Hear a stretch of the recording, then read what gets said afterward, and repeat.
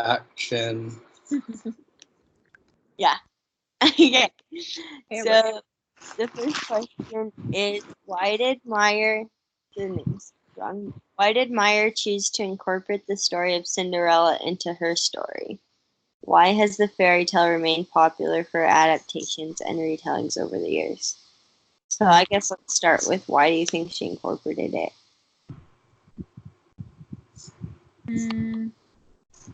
It's definitely like I really liked the book. I don't know Me too. but I super liked it. I'm like getting the second one at the library so I can. That's funny. That's funny. It just ended. I'm like, yeah, she needs to fix the problem. But I thought it was really cool how it wasn't just like the the going to the ball part was not. that part was making me cringe like so hard. That's not how the story goes. Like, Yeah. she describes like her being all oil. I'm like, that's disgusting. Like, oil. Yeah, that was definitely one thing that I noticed, is that like it wasn't really so much as like a Cinderella story as it more was like a spin-off of Cinderella. Oh, Yeah. You know? At the beginning, Because like there's multiple books, right? And yeah. in it, and it's like in book one, it says, while her sisters were given beautiful dresses and fine slippers, Cinderella only had a filthy smock and wooden shoes. Oh, that's funny that it says wooden shoes because she had a wooden foot. Really, that. But like in each one, I don't know, I got 2 stars. But it's like, it's just really interesting how it's even like the ball part in this, it wasn't, it was more of like her leaving her shoe, or like the prince trying to figure out who she is, you know? Didn't go in the same exact order. Yeah. The ball in this wasn't necessarily the ball in Cinderella, you know? Yeah. Yeah.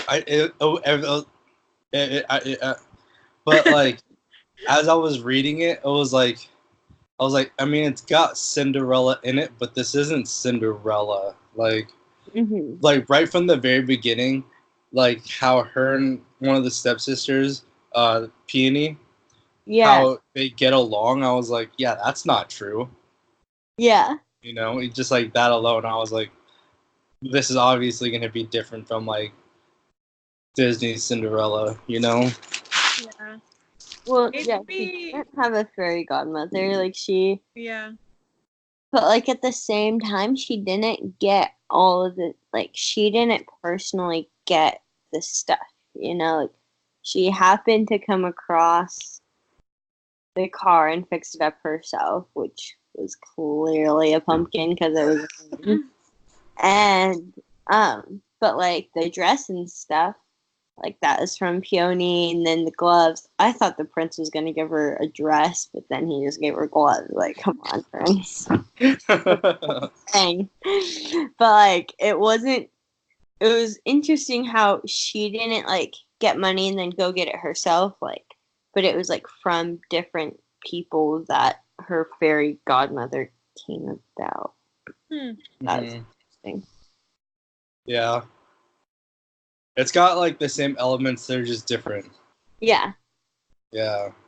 So why do you guys think that like she chose to incorporate Cinderella into this? Maybe it's like to reel people in because they kind of already know. I don't know. Yeah. Maybe it's like, oh, I kind of know the Cinderella, but this looks like a different adaptation or something. I don't know. Do you guys know when it was written? Like what year? It's got to be pretty recently. Yeah. I'm sure it's pretty recent. The next book came out in 2014. So I'm guessing 2012. 2000 what? 13. 13, okay. And the book after that because was 2014 and 15. So like I'm guessing it's 2012. Oh yeah, 2012. Yeah, I think that like going off of what Gabriella's like suggestion is that I feel like in the early middle 2010s, so like around this time, um, these futuristic books and movies were really hyped on. Yeah, that's true. The like Divergence, those books, the Maze Runner books, like all these books that were like super futuristic were like hyped, and it was like a good way to make another futuristic book, but different, like a different idea, so that it's not the same exact plot that everybody's reading. Right. You know? I didn't realize that, but that's so true. It falls like that time was definitely. I think that's so weird that we're now in a. Oh yeah, during that time in our life, that was. I know. I know. We're that old enough to like have that time. That's so true because now it's kind of like done. I Yeah. don't know what's new now, but that's like it's like space. Like space is like in right now. And like that was like a vampire phase, you know, with like a bunch of like TV shows in the Twilight. So like there's definitely like so weird that there's phases. Yeah. That's funny. I guess now we're like in the superhero phase too. Yeah. Mm-hmm. Yeah, the MCU is like made it like super like popular right now. Yeah. But yeah, that's what I was thinking is that it makes it like a futuristic story but a different story. Yeah. And they changed it enough to where that it's interesting. It's not the same Disney story that we know, but like you know, like that's totally different. I didn't see that coming. Yeah. Well, and I think that like to go along with the second part of this question, like why it's remained popular is like I feel like we definitely live in a time where it's very like female empowerment time, you know, like, and so like it's a strong female lead, which is a big thing, and like she's going and she's doing it, and you know, I think that's a big reason why Cinderella is still like very popular, and there's a happy ending, except in this there's just a have to read the next book ending. But that's or you don't. I have a quick question. So the Lunar Chronicles, is the next one going to be about her, or is it like a different princess? So yeah, apparently my mom actually read these a while ago and she was telling me about it, but the next book starts at the same time that this leaves off, but it's a different person. Oh, okay. Yeah. Yeah, there's a couple. There's like Little Red Riding Hood, isn't there? I think that's what's next, which would because it's like Scarlet. That would make sense. We'll see. I'll let you guys know. Yeah. Let's know. Awesome. Okay, next question. What do you think are the audience and purpose? I think that question is worded weird. What do you think are the audience and purpose of Cinder? How do you think it was received and why? So I looked up the ratings of Cinder.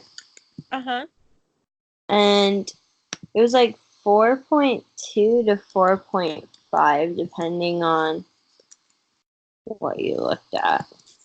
Out of 5, I'm guessing. Yeah, out of 5. So, like, Goodreads said 4.2. Common Sense Media said 4.5. 94% people like this book, according to Google users. Wait, what was the question though? Who is this for, basically? Like, what is the purpose of this, and how do you think it was received, and why?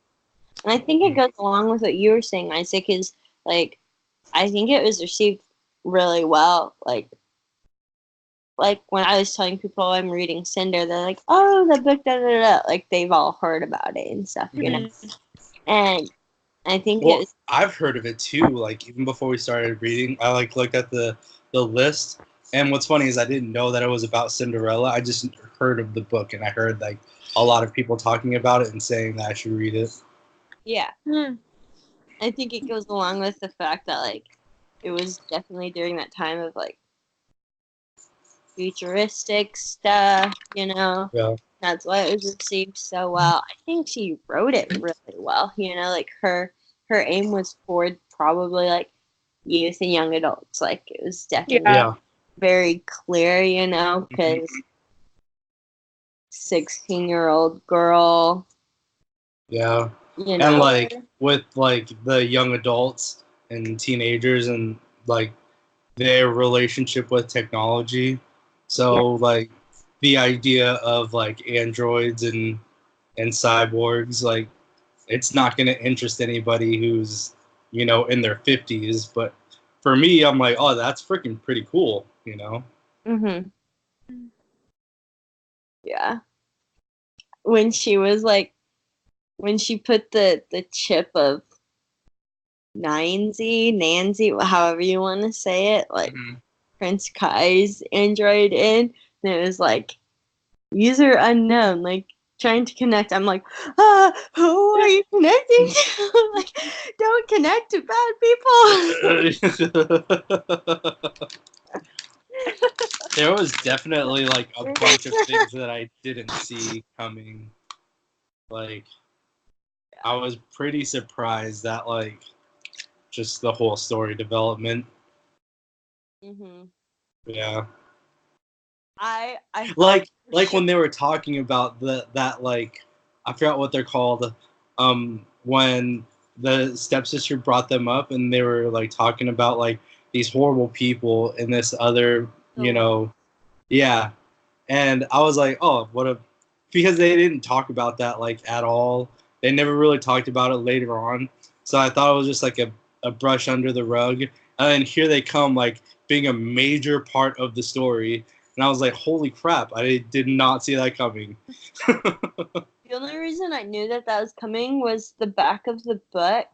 It was like a deadly plague ravages the population. From space, a ruthless lunar people watching, waiting to make their move. No one knows that Earth's fate hinges on one girl. So I was like, so these people on space are important. Yeah. She sounded really creepy, the queen. Yeah. Like, oh my gosh. That's intense. I want to know like how ugly she is.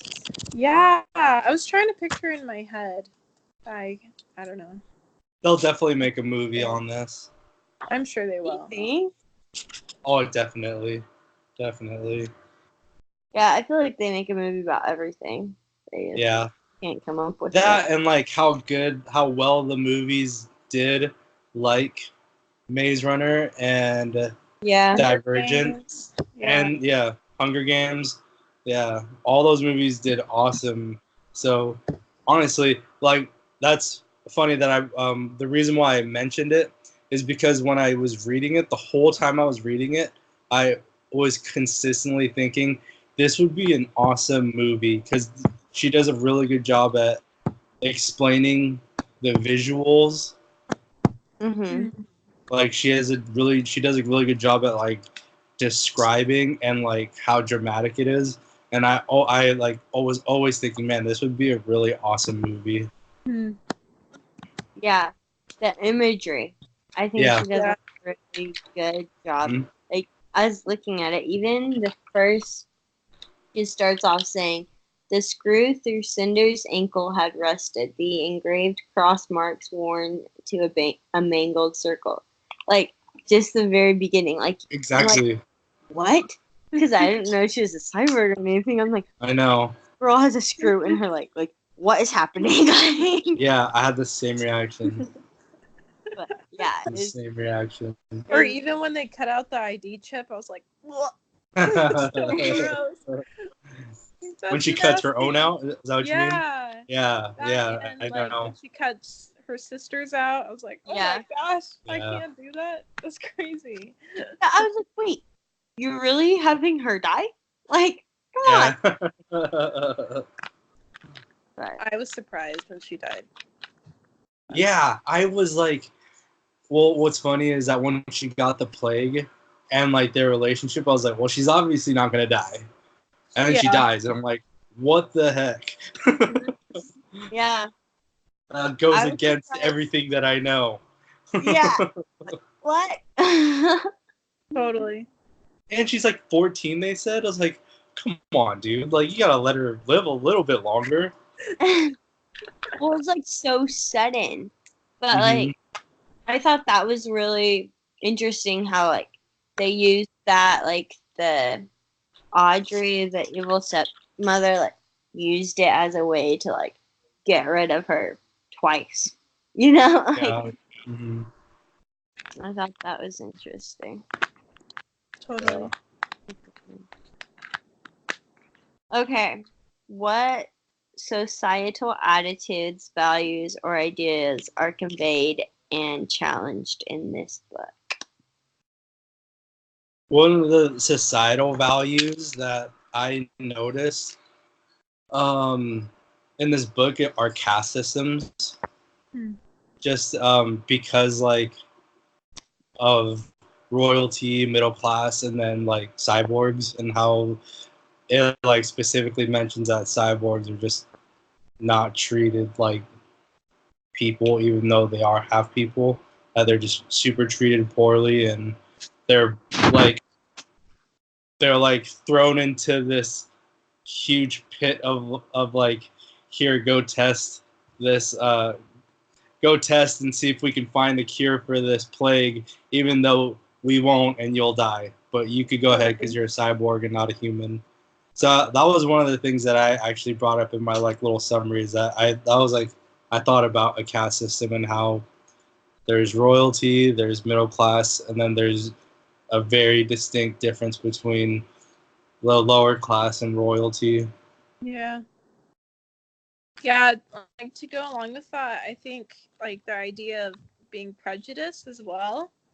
Like when she found out the doctor was lunar, and when she found out her son was like lunar, she like that like totally like spinned her world, because she had like this prejudice against lunar people, and then she became, well, she was lunar. So I'm sure that was something I wrote too about. Yeah, I'm like trying to write these stuff down so that some are here to be easier.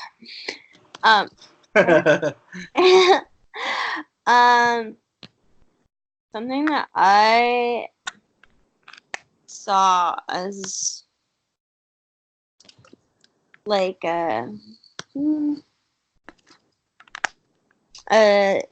something that was apparent to me was like manipulation. It wasn't like a big, huge part. Well, like it was, but like not a main focus, I would say. But like the idea of manipulation, like lunars are manipulating these people, and like the doctor was manipulating everyone. I feel like I thought he was bad for sure. I was so surprised he was good. I really thought he was bad too. I was surprised. I didn't think he was bad, honestly. I kind of always thought he was good. Yeah. No. He just kept lying to the prince, and that's why I thought he was bad. Yeah. Same. I was like, right? Or does he keep lying to him? But I get it. Yeah. I don't know why. I always, from like the start, I saw him as like the savior role, which like he kind of turned into, and he very well could have been like the savior role, or like this evil like bad guy who lies. Totally. But I feel like just the plague and a doctor, I don't know, I always have a hard time thinking that like any doctor that's doing doctor things during a plague, they can't be that bad, you know. Okay, except he was like, this guy doesn't fit this person. Kill. Like, Kill. okay, he's got it. Like, Kill. yeah.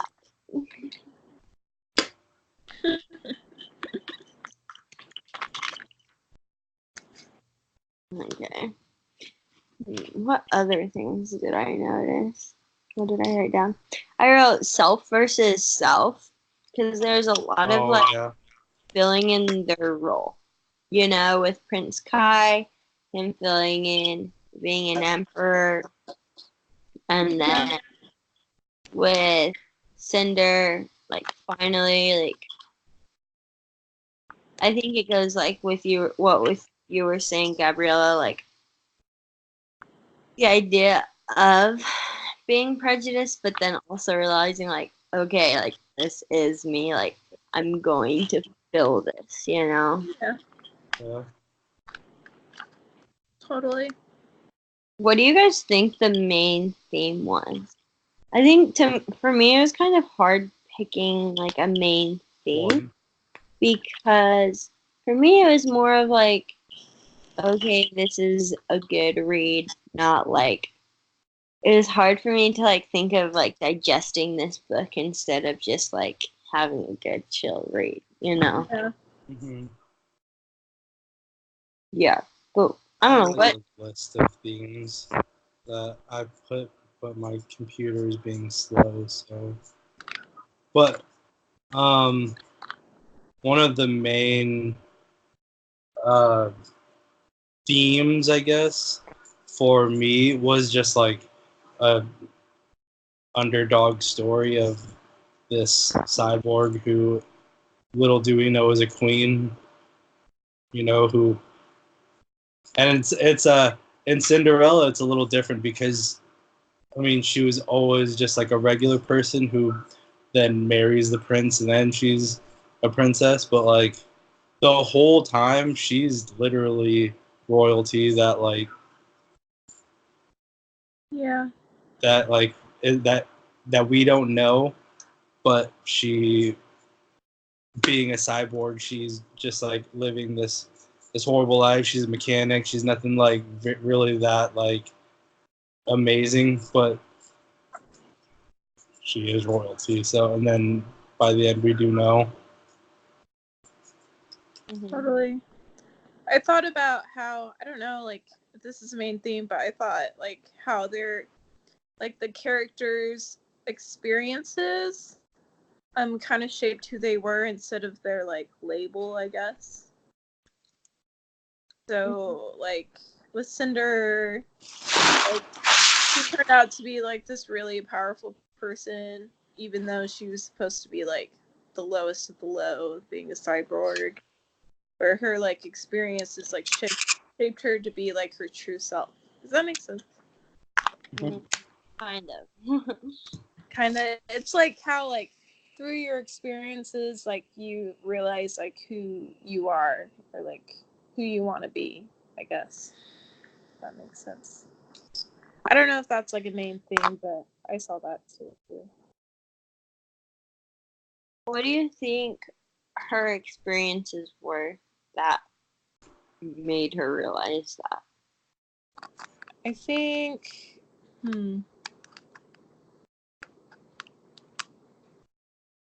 well, I feel like her like relationship with Kai kind of changed everything with her.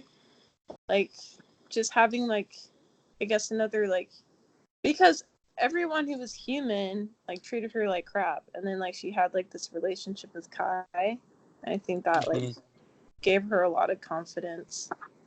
Yeah, I was, when you said that, I was thinking like even just from her very first interaction with him, and then like later on, like going over that situation in her head, that she was like, wow, you know, like I actually did really talk to him, and it was like a good conversation, and he was nice, and it was pleasant. Yeah. Yeah.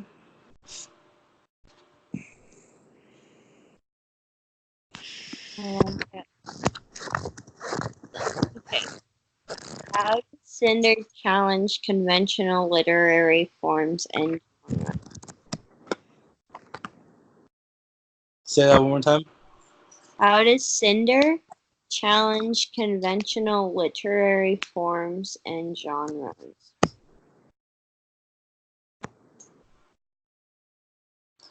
What's a literary form again?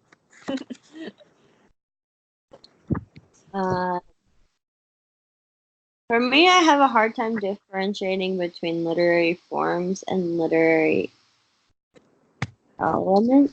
Elements, yeah. Yeah.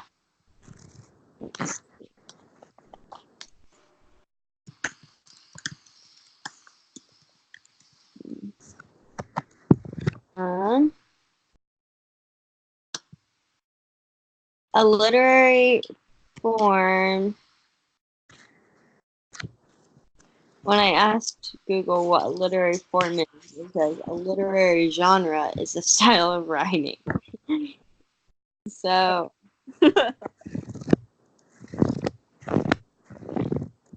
yeah. So I'm pretty sure literary form is kind of the same as genre, because the next one says the most general genre.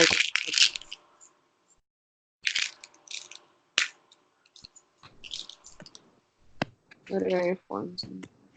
One thing that when I was looking up like stuff about Cinder, Cinder has multiple genres because it has like science fiction, and it has like it's like a young adult genre, and it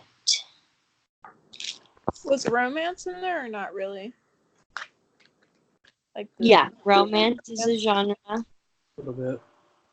It's like not a huge role, but it's definitely in there, like just a little bit between them. Mm-hmm.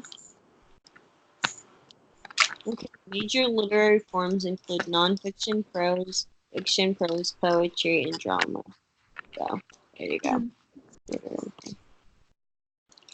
So yeah, like, and so it doesn't just. I think it goes along with one of the questions before, like why does it receive so well? Like it has multiple genres. You know, it's not just like this love story of Cinderella. You know, but it's like science fiction, and it's like I think I would say there's comedy in it. You know. Yeah. And so it has like a little bit of everything instead of just one specific thing. Yeah, like that's very fair. Because like if you think of like we were considering like we brought up other books like Twilight and things like that. Like Twilight is like a very like teenage love story, whereas this is like Cinderella is a childhood story. This like futuristic plague is awesome for like teenagers. So like I hear what you're saying when it comes to like appealing to a lot of different people. Like a lot of different types of people can pick the book up and like legit think it's good. Yeah, I agree. That seems like really difficult as an author to do. I would have a hard time doing that, so I'm kind of impressed. Yeah.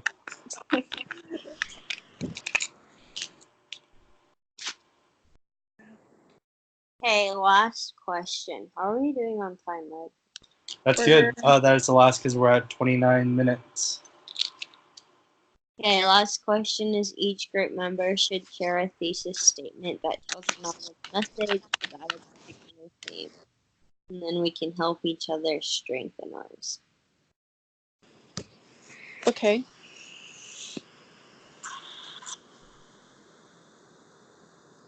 I can read mine. Awesome. I'm ready for it. My Google Docs. Okay. Can you still hear me? Yeah. Yeah. All right. In Marissa Meyer's book Cinder, she uses tone and conflict to show how discrimination negatively affects individuals and society as a whole. Okay. In Marissa Meyer's book, Cinder, she uses tone and conflict to show how... What? Discrimination. Discrimination. Negatively affects individuals and society as a whole.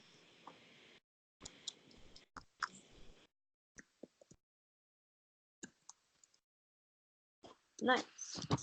Okay. Isaac? Me? Yeah, let me grab mine.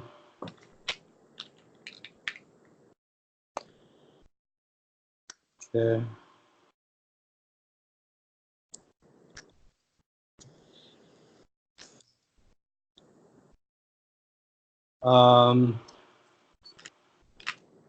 Marissa Myers, in her book Cinder, uses conflict. Actually, it's kind of funny. It's kind of the complete opposite of yours. She uses conflict to show how it can improve one's character throughout their life. I don't know. It's not the best worded, but I was definitely planning on changing it / like rewording it because I couldn't think of like how to like growing. I don't know. Couldn't think of like how to word it. Mm-hmm.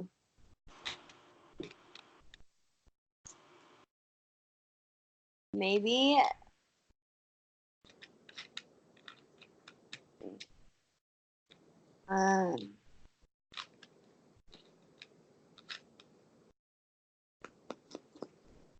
okay.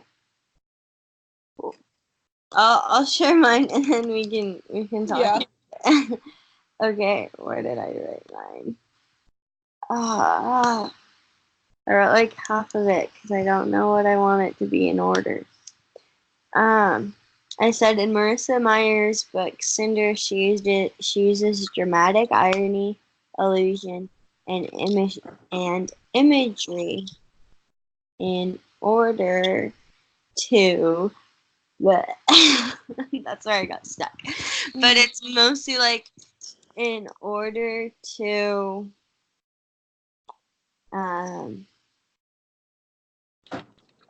overcome discrimination and filling a role. Like filling the role you're supposed to fill. I don't know like how to say that. Yeah, it's hard. Mm-hmm. I think it's especially hard because this book to me was like it's hard to take just something that people just naturally normally read and then like find the deeper meaning of it. Like yeah. Why? What's the theme behind it? But something that I looked into is dramatic irony. And dramatic irony is when the audience knows what's gonna happen or like who someone is, but they don't know themselves. So like we knew that she was lunar. Like, did you guys realize that? Like before, I didn't. But I must have been like half reading. Like, I don't know. Yeah, I was pretty surprised at that. Really? Yeah, yeah. Okay, not that she. Okay, but what about like that she was Princess Celine? Like, yeah, that I could kind of tell because they kept mentioning it, and I was like, okay, yeah, no, like Cutie gonna be like Princess Celine or something. No, but, like, yeah. Like even in the very like towards the beginning when the doctor was like saying when he was going through and this is when you died and you don't remember it and all of these things, it's like, oh, duh, like she has to be the princess in my head. Like that's, and so like that's when I realized like dramatic irony is something. So we know who she is, but she doesn't. And so that helps us to realize like that she needs to step into this role of being Princess Celine. Right. So I thought that was cool. There's different prompts. So we're going to have to write an essay, obviously, about this. And there's different prompts. Isaac, this might help you. And I know it'll help me. About like how you can phrase a thesis. One of them was good. It was like, which societal issues are examined or critiqued in the novel? How do you know? Which literary elements or writing strategies support this examination or critique? Consider the ways that the novel's use of folklore reflects or critiques the values of a modern society or an antiquated society. So, I think like the prompts might help in making a stronger thesis. Making a thesis, like wording it better. Yeah. Where did you see that? So it's in our next assignment. It's our essay. It's like the Cinder essay. I don't know what she calls it. All good. Oh, I'll look though. It's the same with the questions, right? That we just discussed. No, so the questions that we just discussed are on the Cinder group discussion. And then there's the next assignment. Should I stop recording? Analysis paper. Oh, yeah. Yeah, you can probably stop recording. Okay.